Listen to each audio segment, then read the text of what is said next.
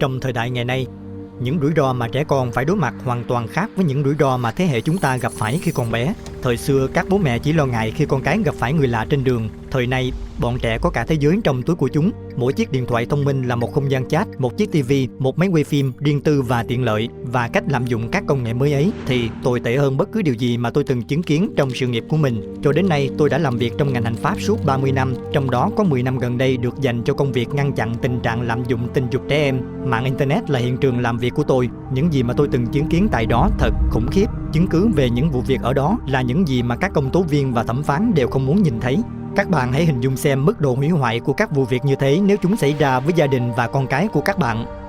Chúng ta đang đối mặt với một mạng lưới toàn cầu.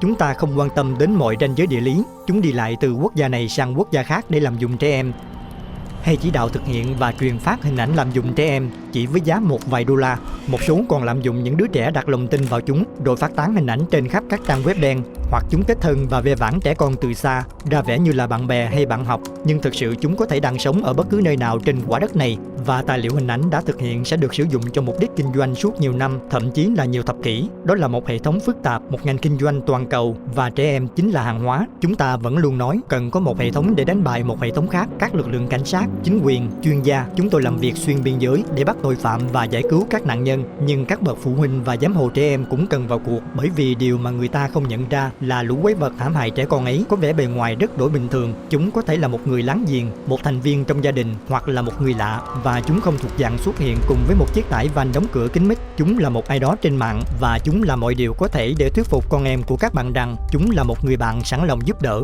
Không có lý do thỏa đáng nào để cho thấy một đứa bé 10 tuổi cần có một chiếc điện thoại trong phòng ngủ. Thực ra, trong một thế giới lý tưởng, cuộc sống của con em chúng ta không cần có một thiết bị nào cả, và một đứa trẻ không có điện thoại thông minh không thể bị lợi dụng và khai thác trên mạng. Tuy nhiên, nếu con cái của các bạn có loại thiết bị ấy, chỉ cần không để chúng sử dụng trong những không gian riêng tư, chúng ta phải bảo vệ con em của mình và tạo điều kiện cho chúng tự bảo vệ bản thân. Hãy nói với con em của các bạn rằng không ai được phép yêu cầu chúng cho họ nhìn thấy thân thể của mình, và các bạn cần đảm bảo rằng hoạt động giao tiếp giữa các bạn và con cái luôn cởi mở, sao cho con em của các bạn biết rằng nếu có ai đó yêu cầu chúng giữ một bí mật, chúng có thể nói cho một người lớn đáng tin tưởng biết rõ điều đó. Chúng tôi đang giải cứu hàng ngàn trẻ em mỗi năm, và chúng tôi sẽ tiếp tục làm điều đó. Nhưng như các bạn biết đấy, vẫn còn có nhiều nạn nhân chưa được giải cứu, và chúng tôi sẽ không ngừng phối hợp cùng nhau để bảo vệ những nạn nhân ấy, để tìm ra lũ quái vật ấy và chấm dứt tình trạng lạm dụng đáng ghê tởm ấy.